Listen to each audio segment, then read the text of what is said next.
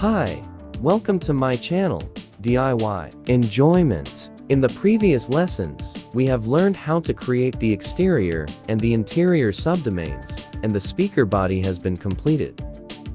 Now, we focus on the most important part of the speaker design.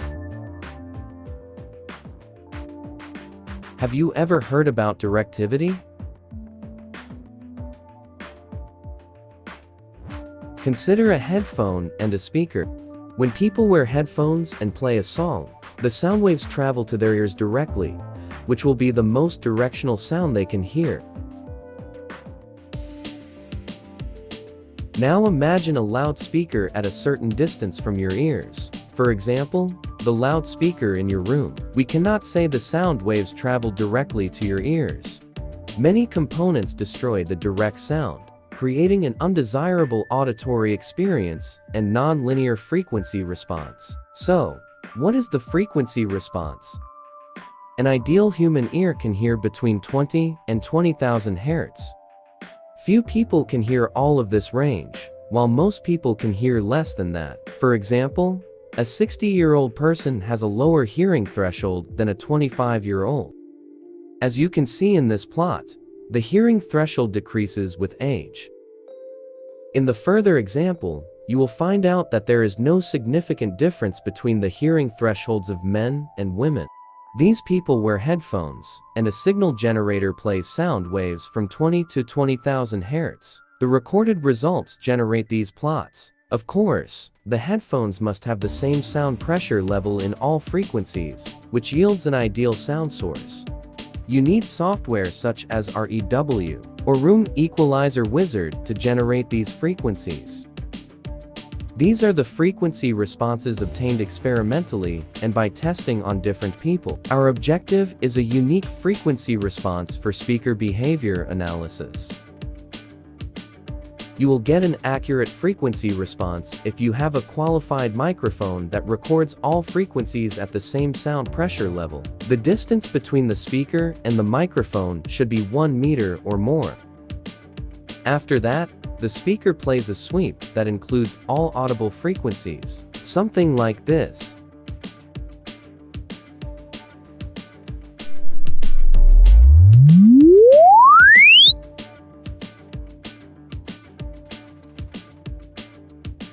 When the speaker plays the sweep, the sound waves propagate in all directions, and a small part of the sound travels directly to your ears, while the big part of the audible sound includes reflection. If two sine waves are in phase, the resulting sine wave will be a sine wave with twice the amplitude. The red curve is the result. If two waves have 180 degrees phase difference, they will cancel each other, and the result will be a wave with a very low amplitude. Now consider a reflected sound wave, having the same phase as the direct sound in a certain frequency range. The reflected sound wave adds to the direct sound, which yields an amplified sound wave. Suppose the sum of the reflected and direct waves produces a peak at 120 Hz. Considering the new reflections, we perform another measurement at a new location.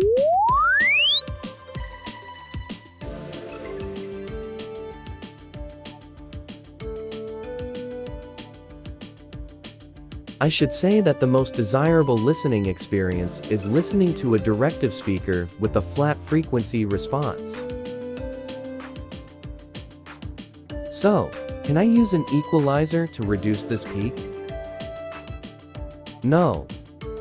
Because the reflected sound waves have unpredictable behavior, you cannot equalize it to remove this peak, because the response at the previous location will no longer be linear. You should know our ears can hear all the noisy peaks, even if you sit exactly in front of your speaker. In fact, the reflections get to our ears with a very slight delay in milliseconds. So, what is your suggestion? If we find a way to remove the reflections, we can easily use an equalizer to reduce the peaks. I should say that many peaks are removed by reducing the reflections, and the equalizer applies to reduce the inherent peaks of the speaker, not reflection peaks. The first solution for removing the reflections is using acoustic absorbers, which the sound waves cannot travel after hitting them, so there will be no reflections accordingly. However, we cannot achieve the desired response in practice unless we have a standard anechoic chamber. It's not logical to cover all walls with acoustic foams, and an anechoic chamber is not a good living place because of the possible harmful effects on brain health. According to the explanation, if we can limit the speaker dispersion pattern or its coverage angle to a certain off-axis angle of less than 180 degrees, reflections will almost disappear. It is not as simple as I say, but it is the best solution. Let's focus on the radiation pattern together. The radiation pattern is originally a 3D plot describing the coverage angle of the speaker in space at a given frequency, but many software present a 2D plot for horizontal and vertical angles. As you can see, for horizontal angles there are angles from 0 to 360 degrees on the circumference of the circle. It will be true for vertical angles too. If the microphone is on the central axis of the speaker, it will be at the 0 angle. The resulting response is called the on-axis response. We can perform the measurement in all off-axis angles to form the off-axis response, but in practice, the speaker rotates and the microphone is fixed. The microphone records the sound pressure at each angle of the rotating speaker. If we enter the SPL at each angle as a single point on polar coordinates, the resulting curve will be a directivity pattern.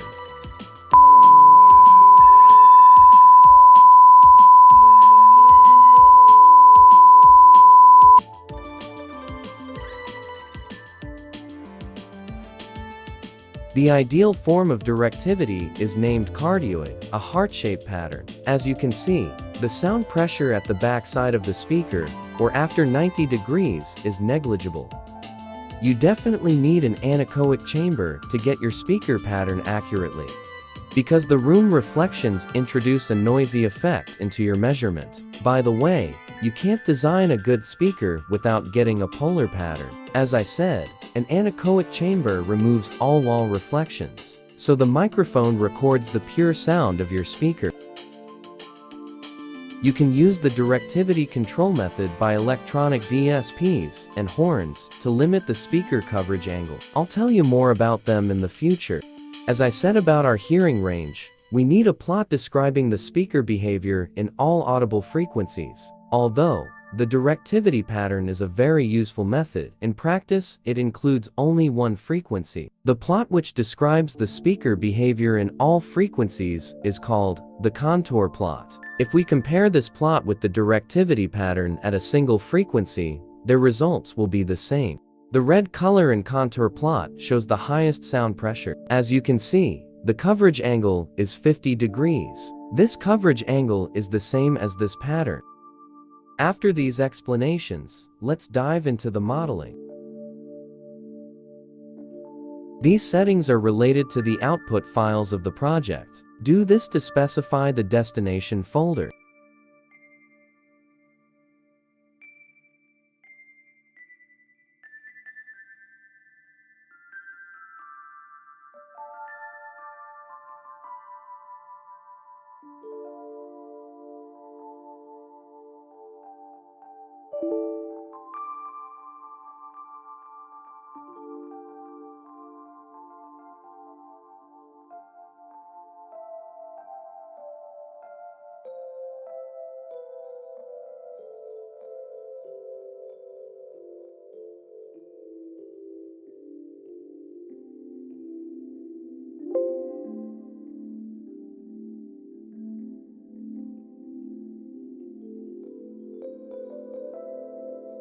After that, click on the Observation tab. Double-click.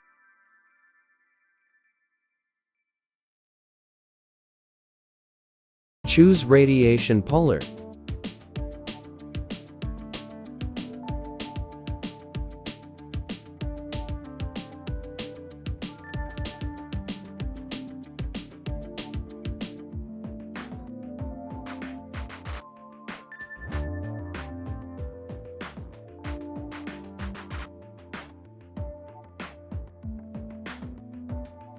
The microphone is on the z-axis in this model, so zx is the directivity pattern direction.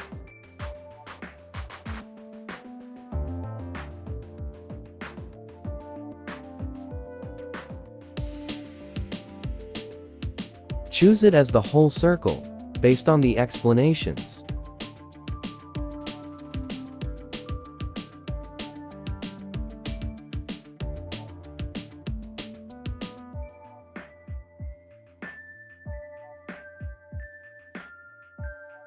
Check the box for now. After an important tutorial named TS parameters, you will not need it. These points are as the microphones that record the sound pressure at each angle.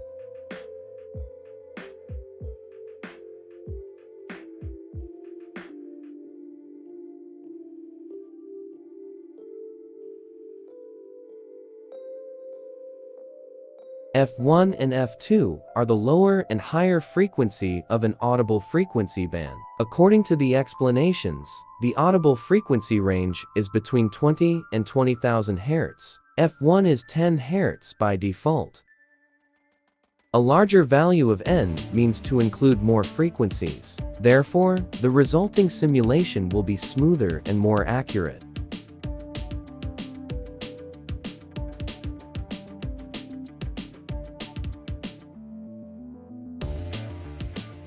Click on Global again, and choose Fixed Driving.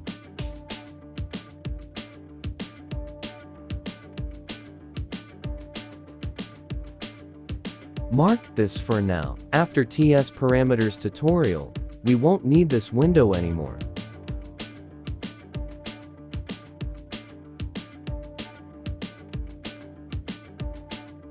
Click on this button to perform a calculation.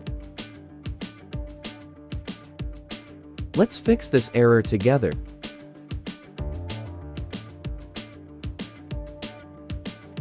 The error is about the diaphragm meshing. Click on BEM and choose Diaphragm Meshing. Meshing is a method that divides a surface into several shapes. For example, triangles. The software puts all the triangles together to create a single shape in its calculations. More triangles will create a more accurate shape, while the calculations will be slower. As you can see, the number of triangles is determined by the size of the mesh.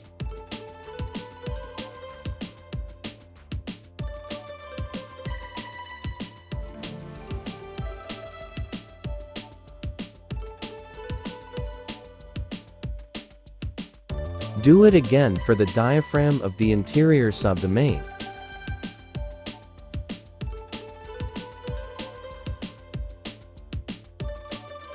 If the calculated shape is imprecise, the calculation result will not be accurate. So try to use a different meshing method, or try to use a smaller mesh size. I'm trying to create an accurate shape using the bifurcation method to remove this bump.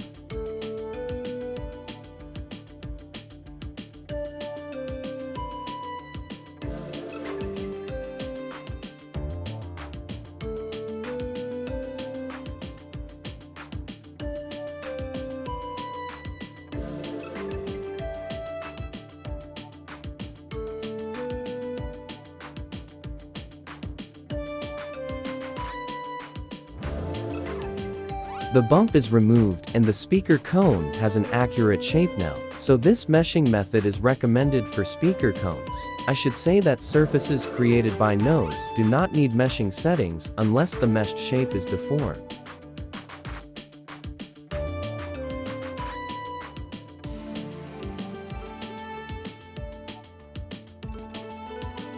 These 5 green lights mean the simulation has been done correctly.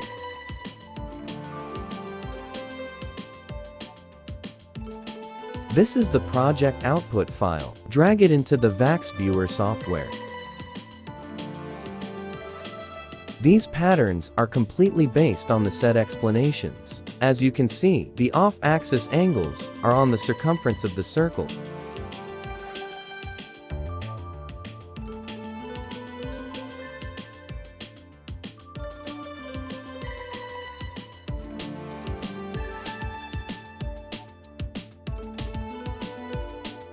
The radiation pattern shows that the sound pressure level at the back side of the speaker is high. So, this speaker won't have a good quality in practice, because the sound waves contain reflections before reaching the listener. You should know that you need to enter TS parameters in Akabak to get an accurate response. I'll explain the TS parameters in another video. If you like the video, support us with your likes and comments. Good luck, and have a good time.